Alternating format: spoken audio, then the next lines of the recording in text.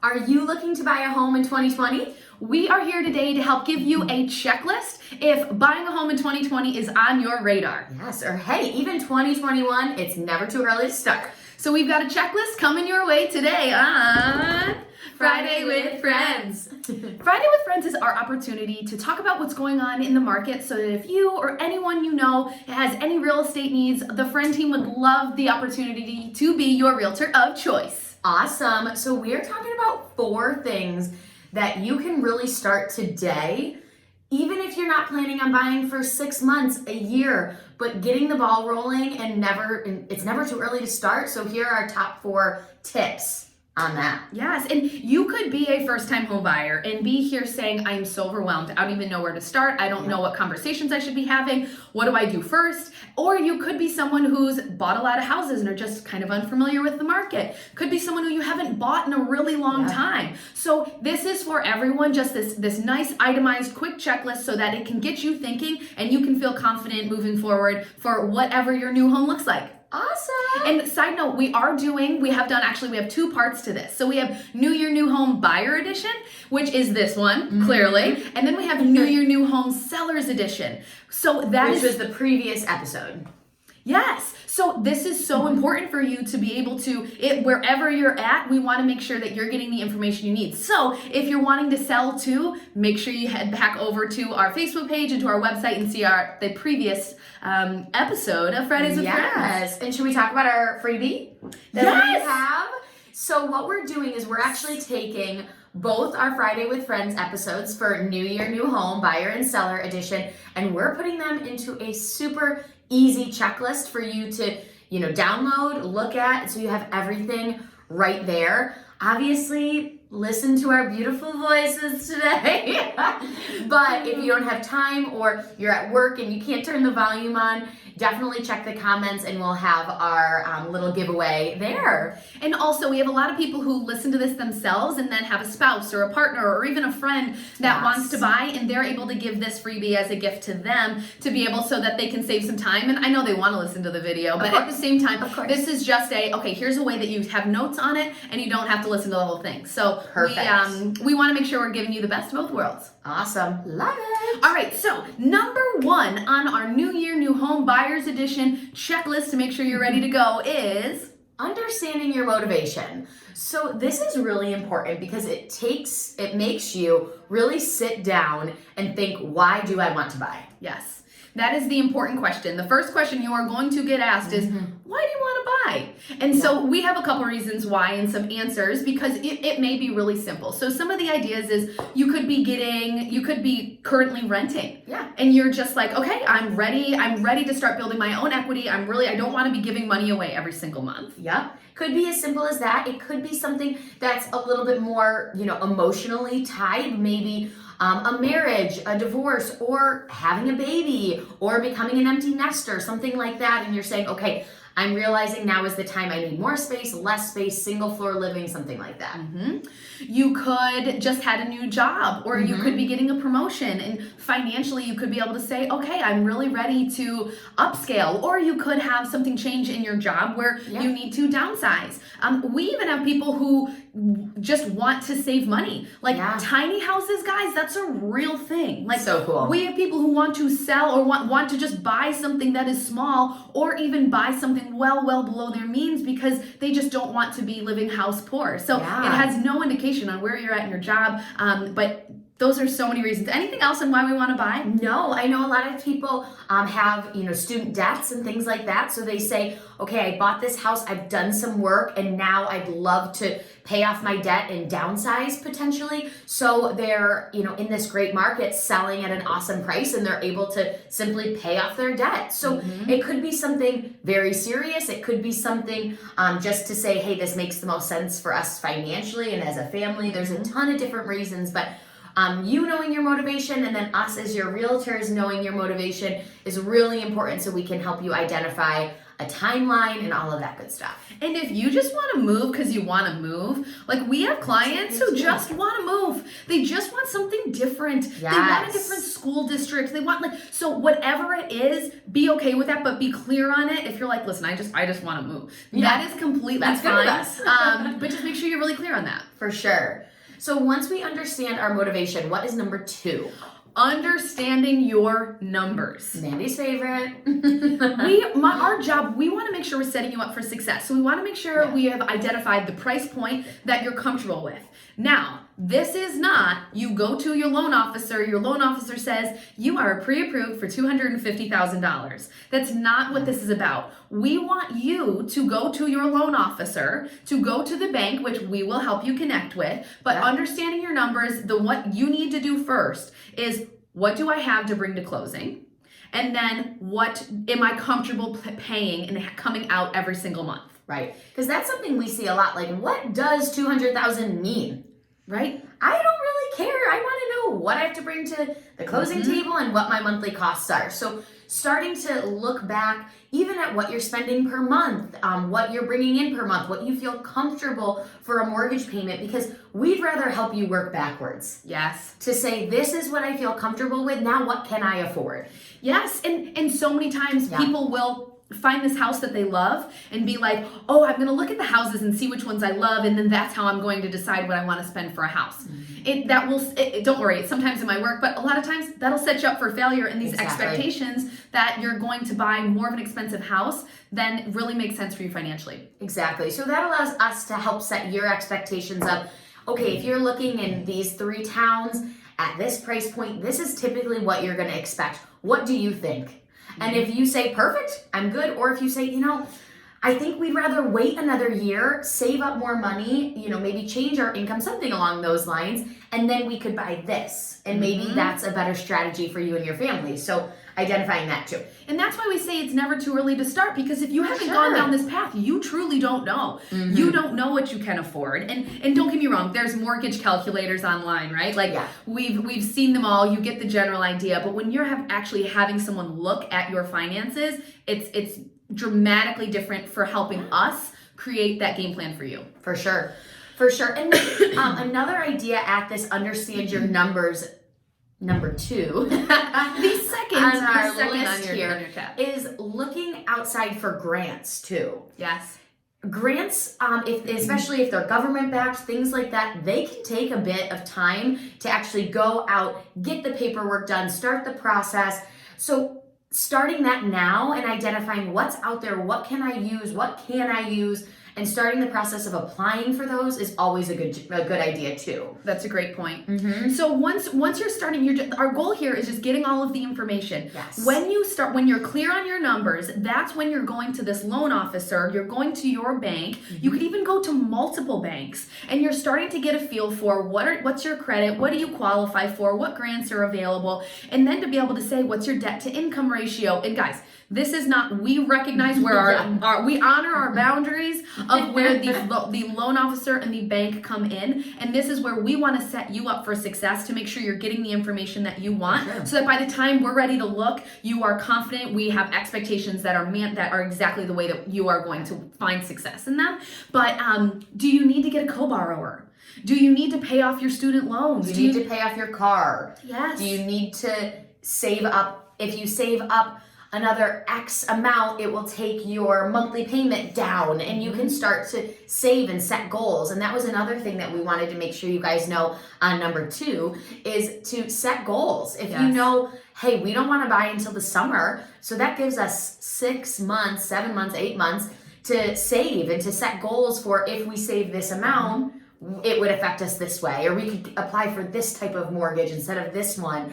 But if you say, okay, I want to buy next month, it doesn't allow you to have that flexibility. So here's kind of a nerd alert, but a fun story is there's this thing called private mortgage insurance. And it basically is if you have less than 20% down, generally speaking, there's specific other instances. But if you if you put less than 20% down, the bank's like, I don't totally trust that you're going to pay this mortgage back yet. So I'm going to put this extra 100, 200, not cheap. It's not cheap, a month on your mortgage as insurance, because if you're less than 20% down, you might default, okay? So there are some where PMI is off it, MIP, I don't know all those terms. Again, banking. But where I'm going with it is, even if you're like, I feel confident I have a strong down payment, you actually might be just close enough to be able to get a mortgage where you don't have that mortgage insurance. Yeah. So it's just understanding, it's not a matter of, oh, do I have enough money or do I not have enough money? You can see that maybe if you do this little thing, you're going to be able to qualify for a better interest rate. Yeah. If you do this little thing, you're going to be able to get MIP or PMI off of it. I think it goes both ways. Does it? It must. All my loan officers are going to be laughing at me. But here's where I'm going with it. When you know your numbers and when you're starting off early, the conversations you're having, you can set these goals for your finances, and it just puts you in such great shape. For sure. And so then you're not saying, oh my gosh, I'd love to, I would have been able to save this, but I didn't know. That's not what we want. That's why we're always saying it's never too early to start.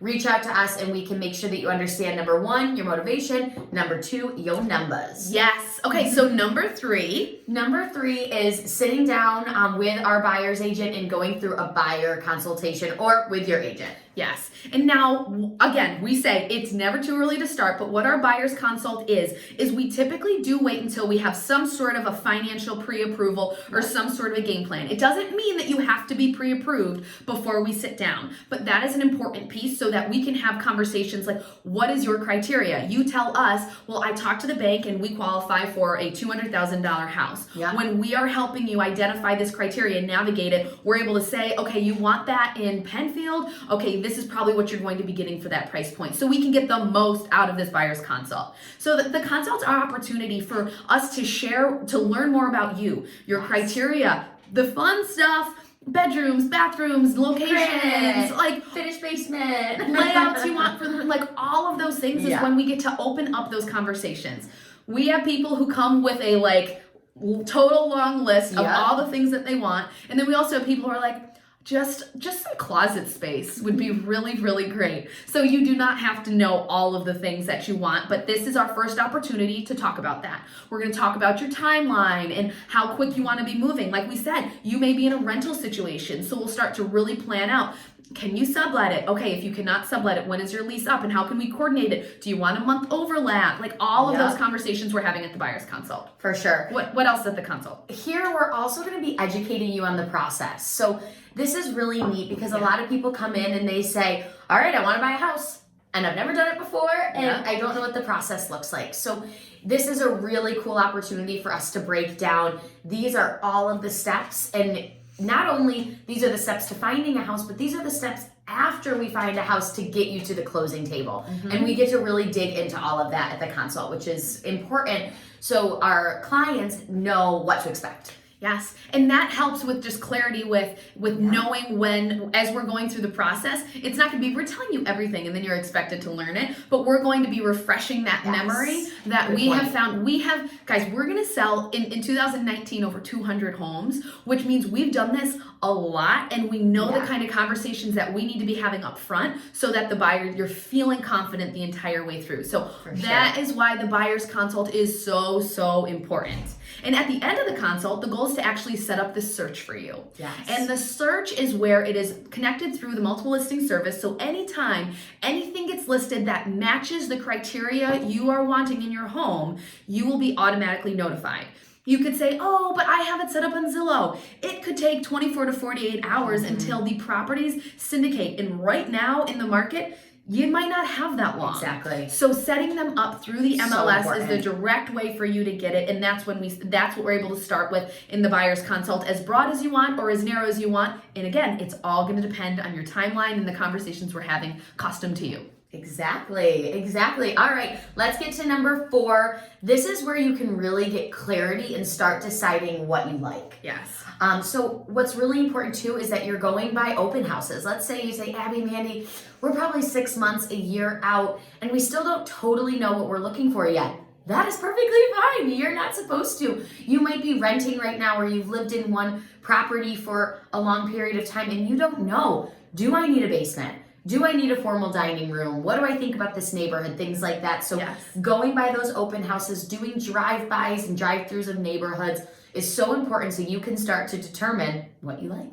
And people are always like, I don't want to go into an open house. And here's the thing, the reason why we suggest open houses is because let's say you're 6 months out, like Abby was saying, the seller's going to already have that home cleaned. Yes. It will be ready, they will be kicked out. That's why we suggest open houses. If you are not ready to actively write an offer, let's go through open houses so that we're not displacing that seller, getting the house clean, and then when we say we love the house, we're just not ready to go, that's a tough conversation. So we always recommend open houses to be able to go through. And you can go through, we just say write down the friend team as who your agent is when you go through open houses. You do not write down your contact information. You literally just write John Smith, the friend team, and then they will call us. Your real name.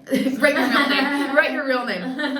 But then they will call us to be able to say, hey, what did Kelly think about the home today? And then we can give them feedback so that you aren't bombarded and you can literally go into as many open houses as you want. Exactly. And I know I mentioned this, but driving through neighborhoods. Yes. And especially at like different times of days, without being too creepy. But it's you're like never driving in a your bad like sketchy idea white van. to see.